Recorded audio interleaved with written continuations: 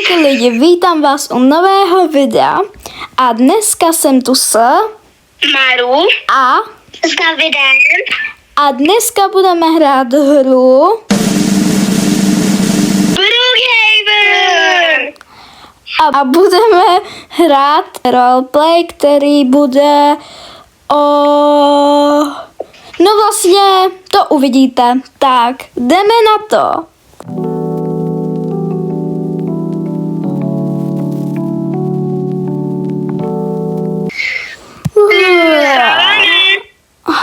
No nechci, prosím, ne.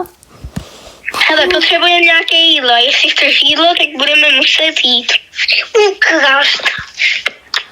Já nejdu teď, dneska ne. Kdo jde? Chceš mekáč? Jo, ale já teda nejdu. Kdo by teda Davide, šel? Ne. Davide, zůstaň tady s ní. Ty jdeš? Jo, protože já chci jídlo. Objednej mi prosím nugetky s hranolkami. Teda spíš ukradni. A co my zatím? Něco vymyslíme. Potichu. Co? Proč to nikdo není? No, aspoň máme hodně jídla. Para. Jedna zmrzka pro všechny. Beru čilinky, beru pití.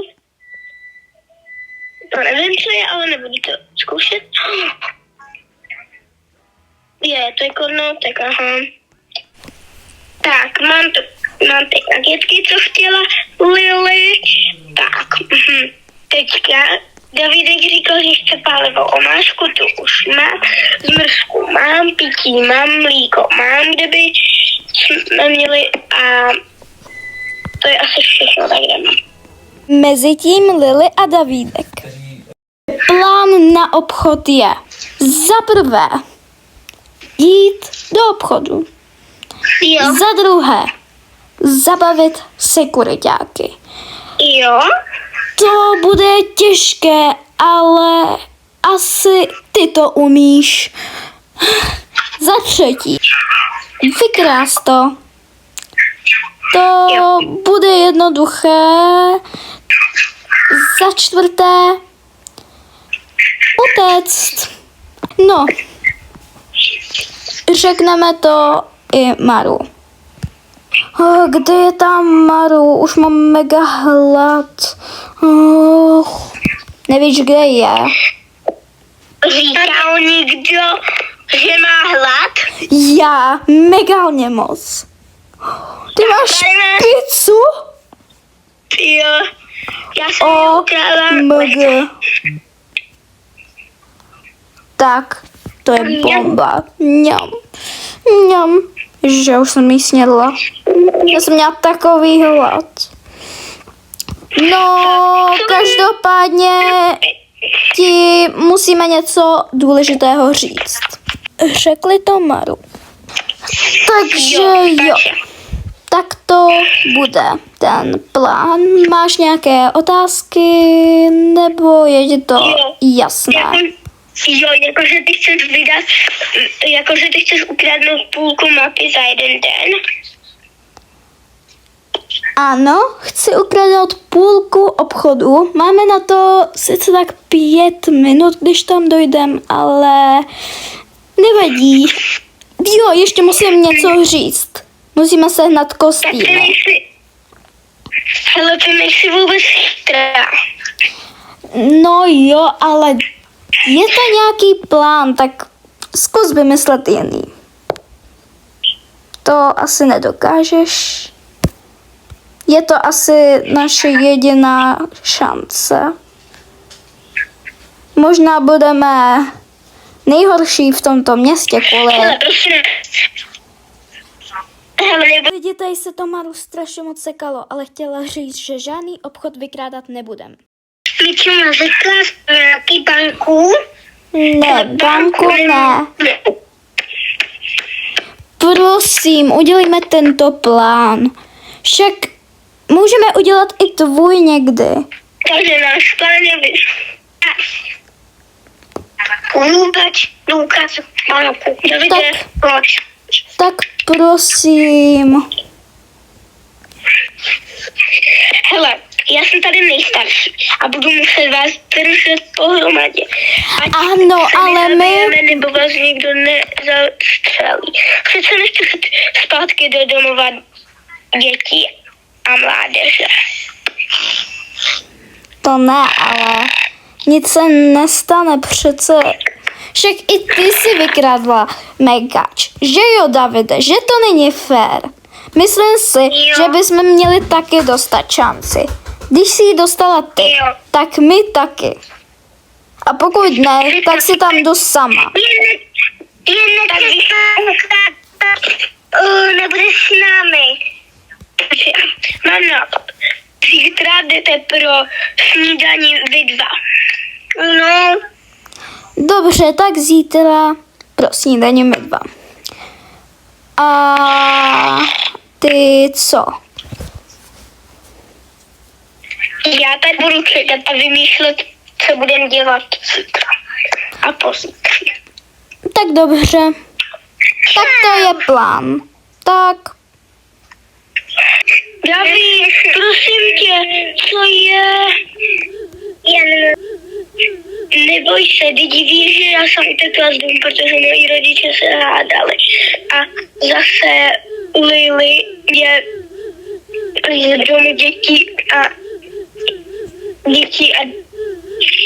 dětí a mládeže. David, neboj. Jsme tu všichni spolu a to je to nejdůležitější. A přežijeme všichni. Sice nemáš maminku ani tatínka, ale jsi tu s náma. Všichni jsme se tady prožili něčím, co jsme úplně nechtěli. Teďka, Ale musíme Davídku, se s tím smířit. Ano, a Davídku, teďka půjdeme spinkat a zítra ráno tě čeká velké dobrodružství.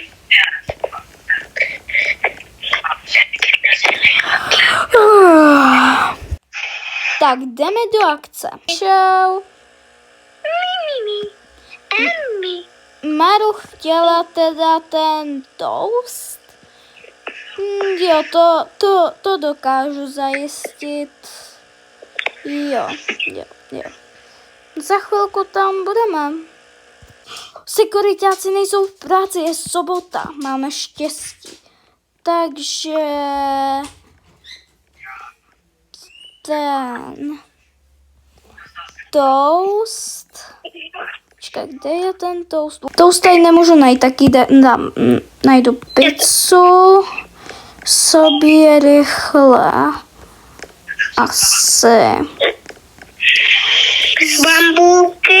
Asi zmrzku.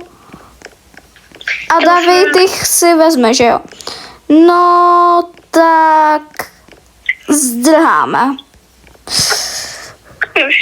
Jak Davídek s Lily utekli domů, tak šli spát a mezi tím si i s Marou povídali o tom, co by chtěli být, když budou velcí. A tak to vypadalo. Ježišmarja, to je můj nejlepší sen být veterinářkou. A mohla bych se stát, prosím, veterinářkou, paní. A co chceš být ty, Daví? Já chci být policajt. A máky? A já chci být malířka. To je můj sen už od dětství. Jenže se mi asi někdy nevyplní. Jdeme spát. O 10 let později. Tak, děťátka, teďka půjdeme spinkat. Takže dobrou noc. Tak, tady máme hračky pro ty kočky, to mám. Jo, máme tady všechno. Teďka i škrábadlo a pet hospital. Tady Davídek byl unavený, takže Davídek se stal policajtem a pomáhal všem policajtům, protože mu bylo teprve 15. Jdu namalovat nějaký krásný obrázek, protože si někdo objednal, tak jdu na to. Tak, mám to. To je tak krásná práce. Vzpomínám si, jak jsme kradli z obchodu a jak jsme neměli peníze a teďka vydělávám miliony peněz. To je těžké si uvědomit. Bylo to před 10 lety. Je to hustý, ale furt se známe, furt se bavíme, což je taky dobré. No, jdu domů. Takže lidi, to je konec tohoto videa. Prosím, dejte like a odběr i za zvonečkem. A jo, když tak, pokud byste se ptali, proč tu jsem jenom já, Maru a Davidek museli končit, jakoby, prostě si volat, končit, chápete? Takže jo. A zatím čau. Jo a ještě lidi, strašně moc se omlouvám za neaktivitu, ale bylo to kvůli tomu, že jsem byla na dovolené na táboře a chvilku jsem si dala pauzu. Tak zatím čau.